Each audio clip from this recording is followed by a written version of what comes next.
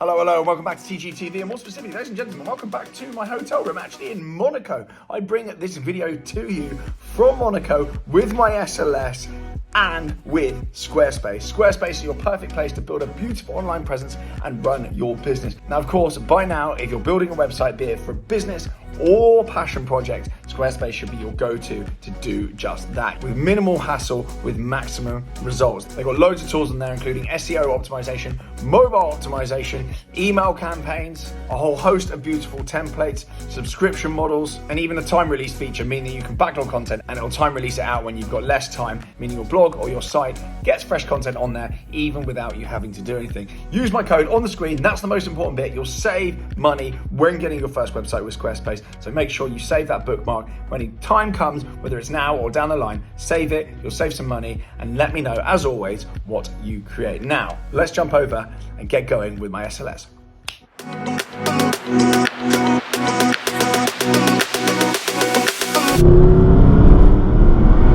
Hello, and welcome back to TGTV, and more specifically, ladies and gentlemen, welcome back to what looks like a sweet shop behind me. There's lots of exciting stuff in this video, but today we're going to focus on 3 years of SLS ownership. I actually think it might be about 3.5 years, but I'm going to go into what the plan is with the SLS, because it's been a long-term car on the channel. It is over there in the corner. We're going to go out for a spin, because I realised I've actually never done any videos with the SLS other than just driving around London in it. Shot car on this channel. So we're going to go out in the SLS, we're going to get our foot down, I'm going to explain what is going on with them. Good heavens.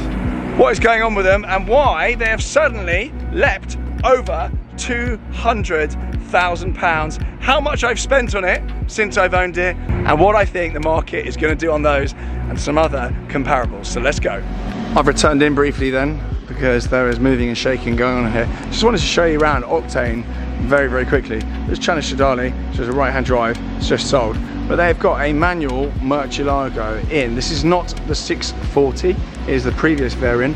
But having got rid of mine, I actually would quite like another. So that's a left-hand drive car. I potentially may have a punchy discussion with them about that, with Charles and Dean on the phone. There's lots of Carrera GTs in here. There was a full Carrera GT video on my channel about the stop use campaign, basically the recall that's happened with these cars. Not the best news.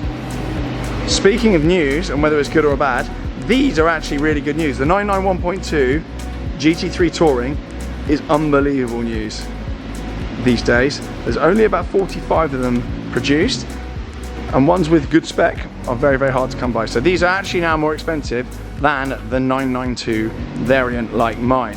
Who would have thought it? Coming through here then. Got an LFA that has just sold. I believe that was about 700 grand. The only other one in the UK is one at GVE for £1 million or over £1 million. And we've got a Koenigsegg here as well. Many of you that know anything about Octane Collection will know about a car, so I will not bore you. We've got so much nice stuff in it. It's literally absolutely ridiculous. And what I love about Octane Collection is they do have your kind of I want to say Millennium Heroes. That's the name of one of the brands that kind of operates out here under the same group.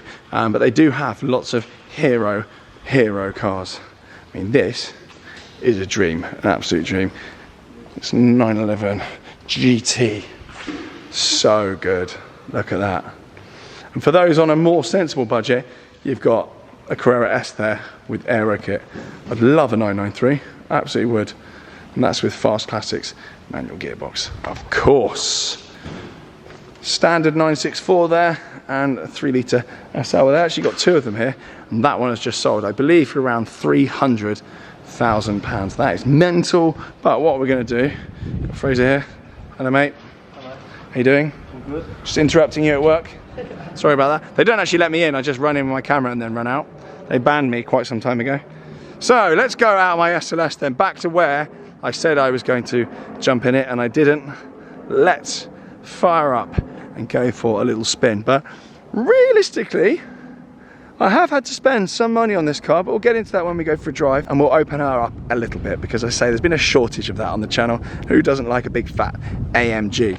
So, as we all know, what have I done to it externally? We've got Suntech PPF throughout the outside, all around. Dainton's Detail did that.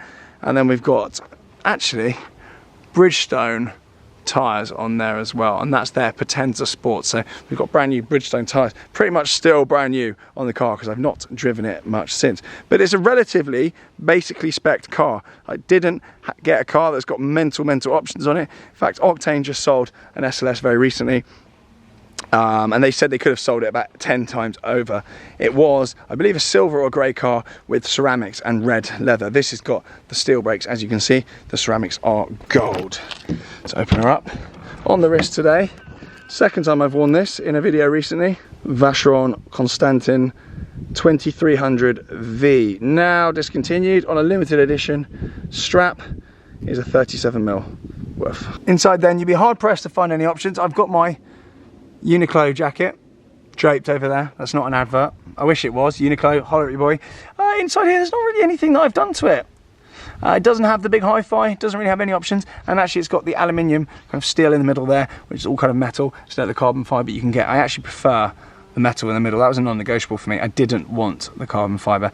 And actually in there, in that screen, in the standard screen there, I've got the CarPlay upgrade, which is actually a software only upgrade. I got that done at Sexton's London, which is Wandsworth, I believe. Well, I don't believe, I know, I've been there. Other than that, here she is. I've got one of my only legally spaced number plates in my whole collection. Just a shame there isn't one at the front. SLS TGE. Right, let's go in then, let's fire up. We will get going. Right, let's fire up then.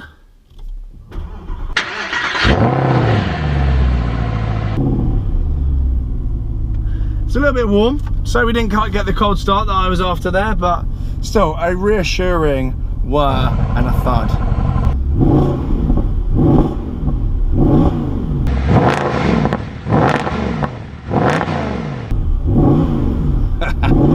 Will that ever get boring? No, no it won't. Let's get some sunnies on. And actually, one of the things I wanted to show you. Whoa, go on. One of the things I wanted to show you, I'll show you on the iPhone here. I know I bored on about it before. Basically, you've got this system. It's controlled by here. And you can kind of go in and do whatever you want. You've even got Mixcloud on there. You've got Waves, all sorts, whatever you're after. And it's literally exactly the same screen as came in it, and it's completely wireless. It's unbelievable. It's really, really good. So Sexton's London did this for me. It's perfect. Works so, so well. Let's get on our merry way then. Let's get going. And you can laugh or be surprised by how much money I've spent on this thing since I've had it. Whether or not, toodle pip to the guys, whether or not this was a good buy overall. Because I suspect many of you will know what has happened with these over the past 3 to 4 years, and actually over the past 8 years, because I was supposed to buy one of these back in the day, back when I got my E93 M3. I was actually supposed to buy one of these, but in the end I panicked about the finance, because these were about 98 grand at the time. I panicked about the finance, and in the end just went for a lease on an M3 instead. Before we set off then, I'm going to change from comfort, which is very, very good, to sport plus, and then into manual. Manual is when you really get to grips with this car. I find first gear can be a little bit jerky, unless you're super, super smooth. And fact of the day, gearbox wise, this has actually got the same gearbox in it as the 458. Just Mercedes tuned this to have more tolerance and more longevity. So the PSI on this gearbox is slightly less, meaning that supposedly it will last a bit longer than the Ferrari counterpart. Because I guess SLSs were designed to be driven cross-continent at pace and designed to put the miles on. And you know, Mercedes have always been about longevity. So as an experience then, I would liken the SLS to being almost two cars in one. In your manual or sport plus mode, it is a little bit crashy, and it's quite visceral. It's quite racy is the wrong word. It's not particularly motoring journo speak, but it is quite racy. You've got to be so smooth in those early gears. You've got that linear power there from the NA V8, the 6.3 litre V8. I don't know if you can hear that. You can click down. It's good. good. One thing I would say about this box, it's better on the upshift than it is on the downshift. It's instant on the upshift. The downshift, in standard guise, there's just a little delay, and there is an upgrade available for the box. Available, so you can get a software upgrade now, which is akin to that on the SLS GT and Black Series actually, and I think even potentially an upgrade over and above that. I know Rentec offer it, and Mercedes-Benz Exeter have actually done it for a friend of mine. It's just, and you've got shift lights here in the middle as well. You wouldn't know this car could do this when you're driving in automatic in comfort mode, and then when you break it out into Sport Plus, which is automatic, which holds onto the gears and drops them early, and manual mode, you just get this animal out. It's still properly quick. Good God. Don't know if you're getting the full V8 experience there on my terrible mics. It's just so good. It's just so good. So, obviously it shares the engine with the C63 507. And I guess some of the parts from the C63 Black Series. I missed my turning there, bollocks. Oh well, more fun to drive. It's actually developed from the ground up as a vehicle by the AMG department. This is one of the only cars, well, very few cars that AMG have actually purpose built from scratch. Most other cars that Merck's stable are road going normal cars. They just spice up an AMG, add their flavour to.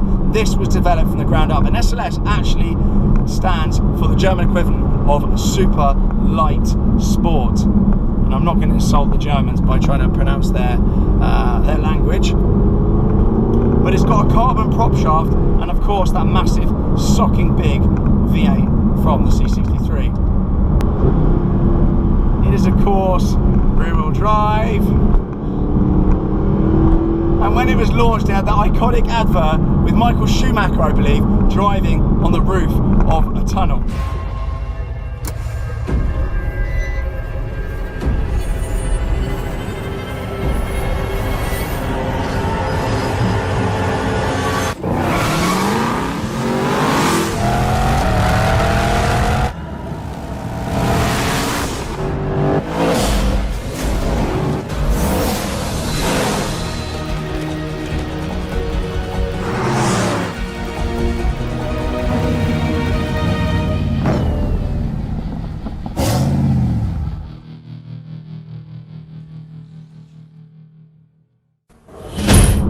This was just the bog standard variant of the SLS, and I believe in around 2010, 2011, there was a little tweak, something to do, I think, with the gearbox even then, just to make the slightly later variants of the standard car slightly more livable with, because it does get a little bit indecisive in the low gears at low speed, and it is a little bit jerky from the get-go, unless you're super smooth and you can kind of lift off in the early gears when you change gear to smooth it out. Basically, you learn to drive it. It is a long car, it is very wide, it is a little bit disconcerting the first time you step in one of these, but you get used to it so quickly, and you get used to not hovering too close behind people in traffic, because you will nudge them. The bonnet is 2 meters wide and near enough 2 meters long. I mean, from where I'm sat to the front of the car, the actual physical touching point in the front of the car is meters. It's so far away, I've absolutely no idea where the end of the car stops. And you could be forgiven for thinking that's going to ruin the handling, but actually you've got a wheel pretty much on each corner, and you're pretty much sat over the back wheel, so it does drive so well. Turning around, because I've really gone so wrong. It's complete hell what I've just done. And actually, even on a car this age,